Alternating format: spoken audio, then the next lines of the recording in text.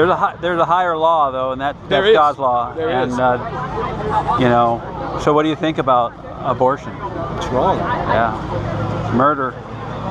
It's murder. Yeah. Even in cases of rape, you punish the rapist. You don't punish the baby. Exactly. People say, look at 9/11 and say, why would God let something happen like that? God has a plan for everything. Yeah. That's what I believe. God has a plan for everything. Yeah. So are you a Christian?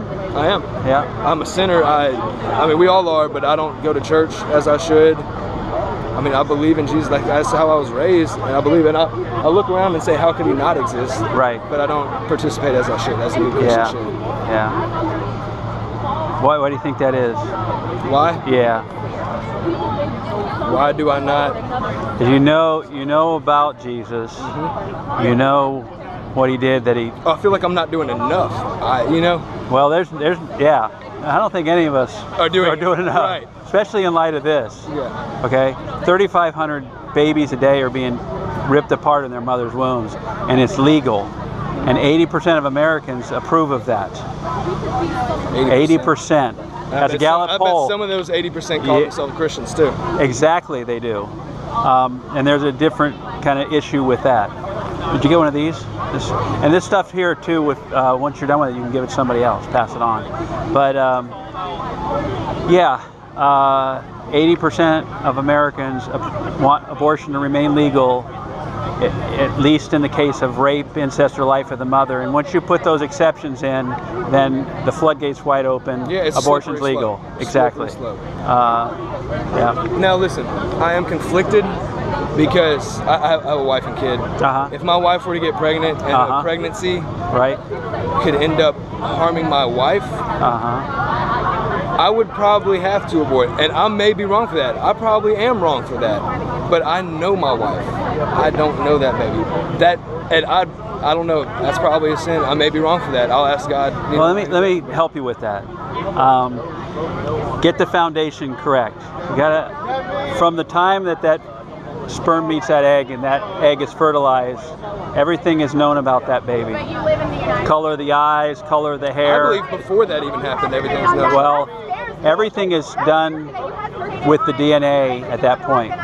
When the sperm and egg join together, that's a unique human being, created in God's image, right?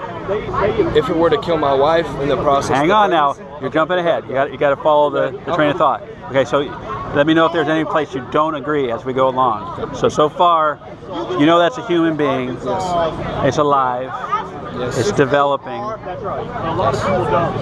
The Bible teaches that God values that human being from that point forward. She's carrying the little bastard for 9 months. I mean, is this something that you should be proud of, though? You going to kill a baby? Like, is that something you should be proud of? It's a woman's body, motherfucker. The baby's a woman's body? Yeah, the baby is carried in the woman's body. You're very vocal. Are you willing to read that? It's by choice. That's your argument. That's your argument. This destroys your argument, destroys your misinformation. Are you willing to read that? Don't be afraid of it. You'll read it? I'm willing to read that. I only have. Okay.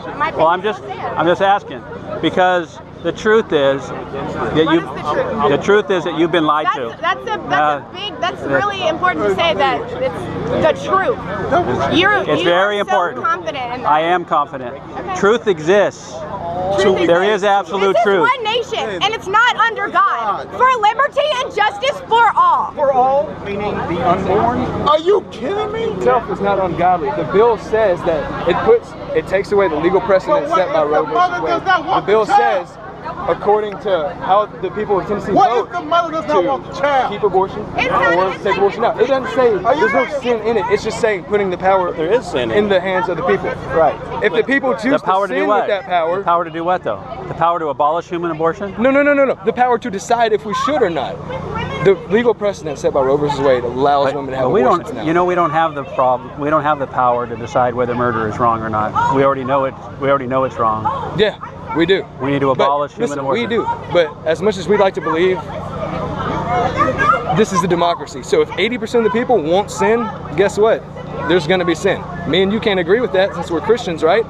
But a state of inactivity saying we're not going to vote either way on it, we're just going to bury our heads in the sand and hope it blows over, that accomplishes nothing. Well, we're not. The voting yes on one would allow the people of Tennessee to pass whichever laws they'd like to pass, as is the way of a democracy, right? But we see that's a compromise with evil. We don't think that we ought to be passing laws to regulate abortion. We think that it ought to be abolished. And if you believe that, why don't you ask for that? You believe there's a God, right? He spoke this universe into existence. Yeah. He saved us. He sent Christ to die for us. God is powerful. God can do stuff. As a Christian, why don't we trust God to do what's right? Why don't we do what's right in the power of God and say we believe that life begins at conception, that it's murder to take that life, and it's going to end. And why don't we ask for that? Why don't we? Because voting yes on one, if everybody, say 80% of the people in Tennessee thought like you, if we voted yes on one, all those people turn out to vote, that's what happens. We abolish abortion. Yes on one would allow, if that is the will of the people, which is a democracy, if that is the will of the people, voting yes on one would allow that to happen. So you voting think no on one? You think yet that this one is a necessary precursor to abolition? No. I think... Why don't we just ask for abolition instead of asking for... Yeah, we should, right? Right. And but there's already been a legal precedent set. And even though our religion tells us it's wrong, the law says it's right. And we have to abide by the law. No, we don't have to abide by the law. Render unto Caesar what is Caesar's. Yeah, except for when it contradicts what's God's.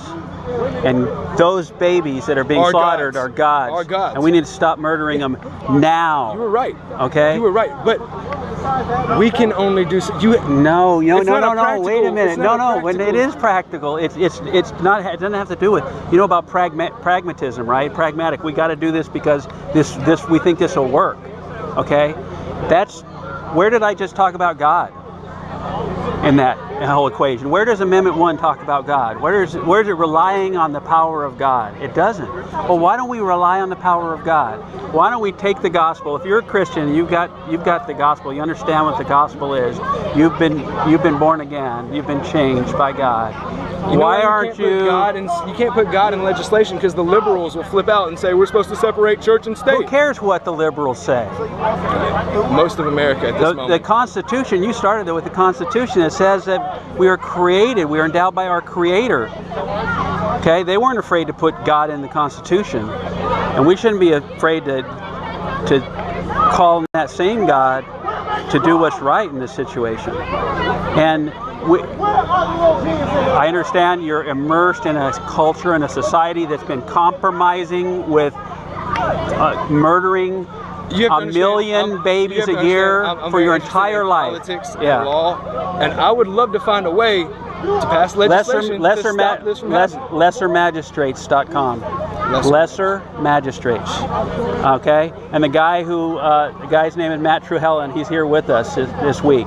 Comment. Yeah. It does show y'all's credibility when none of y'all are raising your voices, but all of them are screaming at y'all. Yeah. It just shows that the only leg they have to stand on is an emotional knee-jerk reaction. Right. There's no justification for murder. There's not.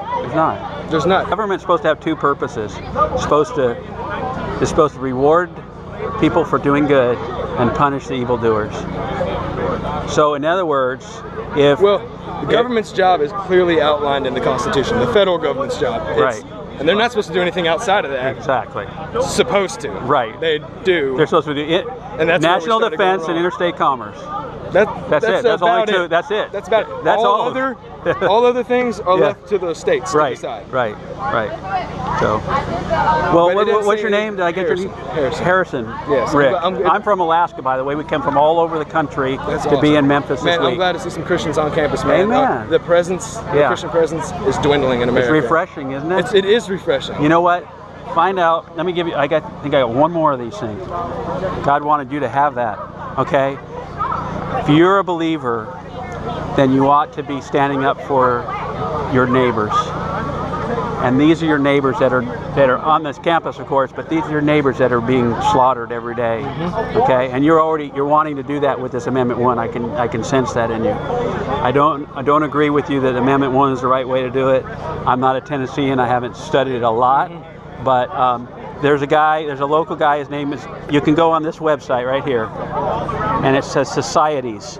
We're abolitionist societies. You may have convinced me. We shouldn't regulate abortion. Yes. But to do nothing, it feels like doing nothing, but it's I not. know It's standing for what you believe in. Exactly. But sometimes doing something is worse than doing nothing. Okay.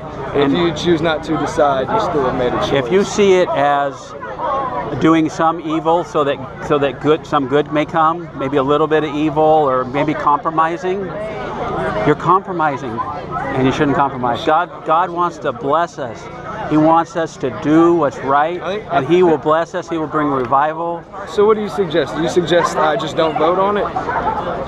Don't partake in don't have to choose the lesser of two evils. Yes. Just don't partake. Yes. Yes. Now, if it was a legislator and there was a bill, I think they should vote no, and they should stand up, because this happened in Alaska. A disastrous piece of supposedly pro-life legislation. I won't go into the details. And I called my representative and I pled with her for a half an hour, vote no. She said, you know what the pro-aborts would say if I voted no? I said, I don't care what the pro-aborts would say. Every time somebody asks you the question, you don't say, I voted no because blah, blah, blah. You say, life begins at conception. We're created in God's image. It's murder to kill a baby for any reason inside the womb, to go in there and premeditatedly murder that baby. That's wrong. And that's why I voted no. And you say that 1,000 times. But now this is different. May I ask you something? Yeah. Have you ever listened to Glenn Beck? Yes. Do you like him? He's right on He's right on the money. He's right on a something. Mormon. Yep. But he's right on the money when it goes to where this culture Political stuff. Yeah. Well, I don't know that I would say he's right on the money completely with where this culture is going, because as a Mormon, I don't think he has a correct perspective on that. As a Christian, Mormons are Christians too. Well, I disagree with you on Well, that. I don't believe in the Joseph Smith doctrine either. Right. But even if you don't agree with them, he still has those principles that you and I share. Some of them. Love thy neighbor. Some of them. Yeah. I believe Mormons worship a different God and have a different Jesus. Okay, and that's but important. Listen to him. He didn't get too preachy. I know. Listen to him. I have a lot, and I used to be very involved in politics, but then I started to realize, Harrison, It's a Ponzi scheme. that I could spend my whole life working in politics, getting frustrated. Okay, what we need to do, I told you about that 80%. That's from 1975 to current. 80% of Americans. What we got to do is we got to change the culture. That's what we're doing here today. That's what I'd like to do. That's what we're doing here. Politics. I want to get into politics and change the culture. But how? If I was in politics and I had to decide on Amendment 1, how do I come out and have a non-stance? First of all, you would be, as an abolitionist of human abortion, and as a believer, you would be putting forth legislation that says just what I said. This is wrong. This needs to stop. You might not get reelected. I wouldn't. You might get assassinated. I wouldn't. But I stood up for. You stood up for what was right. And you know what? Just like us standing up has encouraged you, you standing up would encourage thousands of other believers. And then it's the power of God. We gotta take the gospel to these people, because unless you're converted, unless you're saved, you're not going to get this. We're not going to convince these people with scientific arguments. It's not what we're here with today. We're here with the power of God, the gospel, it says. So. How many Christians have you talked to today that believe in abortion? Well, there's a lot of them out there. Yeah. They need to do some serious introspection. Oh yeah. You've got me pretty convinced, man. Okay. I don't know how to take it. So we're the Abolition. I'm the Abolitionist Society of Anchorage, Alaska. Okay. Came from Alaska. Okay. And people have come from all over the country to be here this week. I think, like I told some other people, I think God put me here and you here for a reason today, right here, right now. So go to this abolitionabortion.com. Read the stuff. We have a 7-stage plan to abolish abortion. Is that your guy in the Saints hat in the middle of that heated argument? Oh yeah, that's one of them. I mean, this is Toby Harmon. This is Toby Harmon here. And beard. Yeah. Okay, I'm about to go. Give me a handshake. Yeah, but okay, you go to that website on the scour the thing. I mean, I got all your Yeah, pamphlets. you'll get it. You'll look for a guy named John Brindley. Okay. He's probably standing right around here somewhere, but so you don't have to find him. Get in contact with him. Thank you, man.